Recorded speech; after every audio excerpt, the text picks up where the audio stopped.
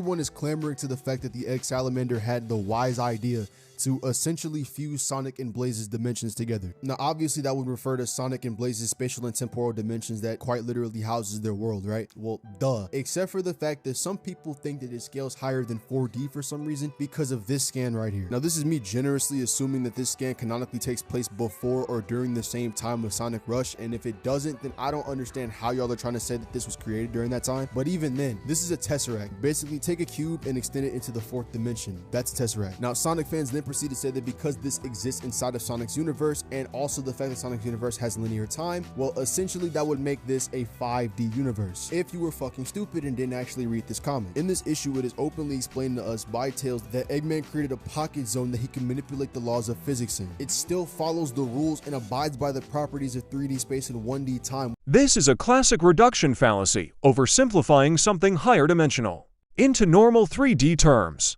merging two entire universes, both with their own timelines, is still multiversal by definition. Calling it just 3D plus time doesn't downscale anything. That's just a visual metaphor. Blaze helping doesn't reduce the scale, it just explains how they pulled it off. By this logic, if merging to full universes is low, then what even counts as high? Imaginary world, and honestly I'm kind of tired of talking about this, but I'll go ahead and get this out the way. So obviously all of this comes from this scan right here, where it talks about imaginary world being a different dimension where reality and dreams coexist, and it talks about how the dreams of imaginary world come from everyone across the entirety of the multiverse. Firstly, the term different dimension does not prove a qualitative superiority over the current dimension. That's not at all inherently correlated. Different dimension can quite literally mean another dimension that exists parallel to the Sonic multiverse. That's a category error. The imaginary world isn't a physical space. It's an archetypal nexus where all dreams across realities converge. It exists beyond time, beyond space, and beyond measurement. Saying dreams don't have coordinates actually proves the opposite. It's not spatial, because it's metaphysical. Trying to measure an archetype in 3D terms completely misses the point. First and foremost, I do not deny that Solaris is a 5D being. I've already admitted that, and I quite literally proved it in my original video. The problem only really comes in when people try to argue that Sonic, Silver, and Shadow scale to Solaris. That's an issue, because in truth, they don't. Upon Solaris's physical body coming into existence, it's verbatim stated that when he comes into existence, he creates a nexus of time and space being intersected. This would then mean that the points of the past, present, and future in all higher and lower dimensions of space are now merged into one singular point. This is then backed up when the final battle actually starts. Eggman openly states that Solaris is a super dimensional being, and he has a body of light to represent that, and because of that, normally Sonic, Silver, and Shadow could not harm his body. That's an unsupported assumption with zero text evidence. Solaris was never said to be weakened or anchored. In fact, the game explicitly shows Solaris existing across all time past, present, and future simultaneously. The trio erased it from all of time, removing a being that transcends temporal existence. If we start assuming every villain anchors themselves when Sonic fights them, then every victory becomes invalid. That's not logic, that's denial. Null space is verbatim stated to literally be a virtual reality illusion that tricks the mind into believing that it's so real that it physically hurts you in real life. It's also not infinite, as Sonic in the original translation just describes it as a place that doesn't have any end, where he can't see the end. So in truth, null space does not exist. That's cherry-picking the parts of canon that fit their argument. The game literally describes null space as a place where absolutely nothing exists, and closed off from every dimension. That's not virtual reality. That's a dimensionless void. Sonic escaping it with pure speed proves he transcended dimensional barriers. If your VR headset breaks the laws of existence, it's not virtual anymore. The end is verbatim stated to be equal to Dark Gaia. Now, I'm under the belief that this Dark Gaia is not the same strength as the one that we see in Sonic Unleashed. The reason being for this is the generation's timeline split. Now, it's heavily debated when the modern era of Sonic kicked in. Some people think that it's Sonic 4, some people think that it's Sonic Adventure. So for convenience of this video, I'm going to go with Sonic Adventure, and I'm going to make sure that everyone understands this really quickly. Basically, what I'm saying is everyone who was a part of the timeline split got weaker. That means Sonic himself, his friends, villains, they all got weaker. This would include Dark Gaia. I mentioned this because Dark Gaia is then verbatim stated to be equal to the end. So I'm going to tie this up really simply. The end is stated equal to a weaker Dark Gaia than what appears in Sonic Unleashed, and the Dark Gaia that we see in Sonic Unleashed is literally weaker than Solaris by every metric. Solaris's power is super dimensional and exists across all of time and space. That's a false equivalence. The end isn't a monster, it's the concept of death itself. Something Sage confirms governs fate, law, and time. That's an abstract entity representing metaphysical inevitability. Sonic resists cyber corruption that Sage describes as transcending causality and then directly defeats. The end, so even by their own rule of feats over taglines, the end already ranks far above Gaia, and Sonic surpasses it anyway. I want to tackle the claim that Sonic gets stronger throughout every single game. This is true, but you're never going to be able to quantify or give a true metric as to how he's above Solaris by any stretch of the imagination. That's the classic false dilemma, acting like something only matters if you can measure it with a calculator. Sonic's growth isn't unquantified, it's consistent and observable. Every game gives Sonic an opponent stronger than the last, and he surpasses them each time. It's literally a narrative through line. Solaris wipes out all of time, Sonic beats him. Dark Gaia overpowers the planet's life force, Sonic beats him. Time Eater erases timelines, Sonic beats him. Infinite bends dimensions and creates voids, Sonic beats him. The end controls fate and law, and guess what? Sonic beats that too. That's not unquantifiable, that's documented. Measurable growth in narrative escalation. And the funniest part? Using his logic, he accidentally proves Sonic's growth is quantifiable because each villain after Solaris still operates on those same metaphysical layers and Sonic continues to surpass them. If Solaris destroyed dimensions, the end manipulates laws, and Sonic resists that, so by his own words, Sonic already scales beyond a being that collapsed the dimensions of reality. In the game, it's directly stated that Solaris is attacking the dimensions of time and space, not them conceptually. Also, keep in mind, this is not the Might of Geber's first time asking this question, and it's not their first time answering it from him directly. Anything encompassed around 3D space and 1D time is up for the taking, and that is what he's getting at here. So essentially, we don't really have any confirmation for Solaris being conceptual. Bro is really trying to argue that Solaris didn't really destroy concepts, he just attacked the dimensions of time and space. Okay, that's literally begging the question, assuming dimension must mean something purely physical instead of metaphysical. He's already decided what dimension means, and then uses that assumption to prove himself right. That's not logic. That's circular reasoning dressed up like analysis. Because in Sonic 06, we don't just see some planets get vaporized, we literally watch time itself collapse. The past, the present, and the future are erased together. That's not 3D destruction. That's the erasure of temporal law. You can't break time like a window. You have to unmake the idea of time itself for all those points to vanish simultaneously.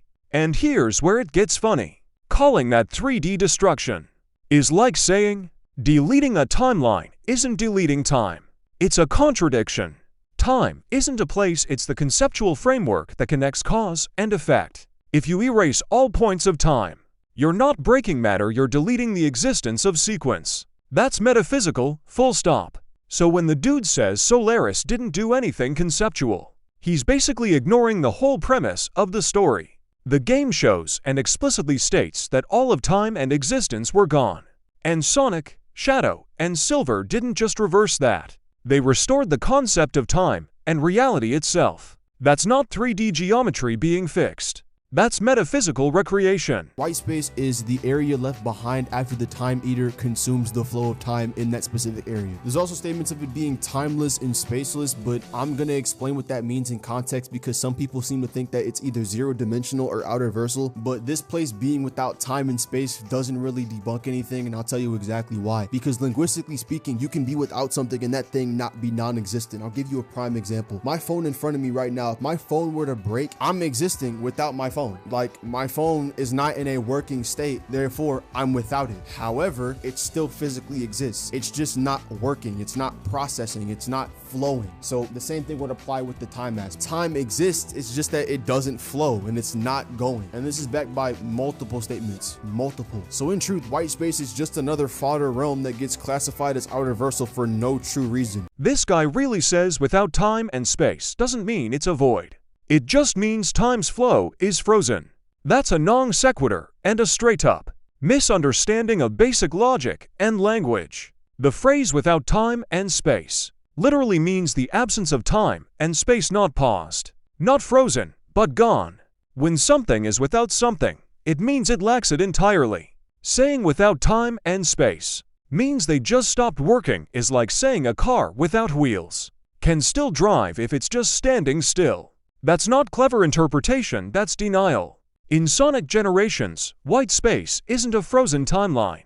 It's explicitly described as the void left behind after the Time Eater consumes all eras of history. Time Eater didn't pause anything, it erased the temporal structure that held those timelines together. White space is literally what remains when existence has been devoured.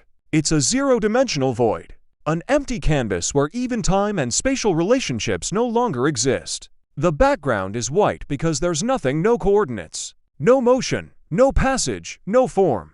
That's not frozen, that's non-existence. And here's the kicker, Sonic restores that. He brings back time, space, color, life, and consciousness. He doesn't unfreeze the flow. He recreates metaphysical existence itself. You can't restart time if time isn't there, you can only rebuild it. So the frozen flow excuse isn't just wrong. It's a desperate attempt to downplay a feat that's far beyond anything the debunker's framework can handle. But Sonic crossing the astral plane does not get him to infinite speed because he didn't truly cross an infinite distance. Well, not with this sheer speed alone. See, the only way for this to actually measure up to an infinite speed feat is for him to truly cross the distance, either that or for him to break out of the zone with sheer speed alone. And he did neither of these things. There are 3 ways he got in, 3 ways he got out. All of those included extra items external to his actual speed, that including the hourglass, portals, and I think he also used the magic carpet to get in there a few times. So no, Sonic never used his sheer speed to break out of the astral plane or to traverse it. That's not what happened. This guy says Sonic crossing the astral plane doesn't count as infinite speed because he used items like the magic carpet or the hourglass portals. That's not analysis, that's a false cause fallacy wrapped in intentional downplay. He's confusing the tools with the traveler. Those objects don't replace Sonic's movement. They channel it. Sonic's will, speed, and control over dimensional travel are what make those items even work in the first place. Let's bring some actual Secret Rings context in, because clearly, this dude's never watched a cutscene past the title screen. In Sonic and the Secret Rings, Sonic's speed is what lets him sync with the World Rings, literal manifestations of creation and emotion. The magic carpet, it's a vessel, not autopilot. Sonic still pilots it, dodges dimensional breaks, and outruns collapsing narrative structures inside the Arabian Nights. The hourglass portals aren't teleports. They're time distortions that Sonic manually triggers using his energy and the World Rings, so even with items, it's Sonic's speed and spiritual resonance making them function. And if we're using his logic that using an item means the item did the feat, then by that same reasoning, every character who's ever flown a spaceship isn't moving. Goku using instant transmission? Not his speed. Flash using the Speed Force? Not his feat. It's ridiculous. That's the exact false cause fallacy, mistaking an amplifier for the source. Sonic is the source. So the item excuse isn't logic.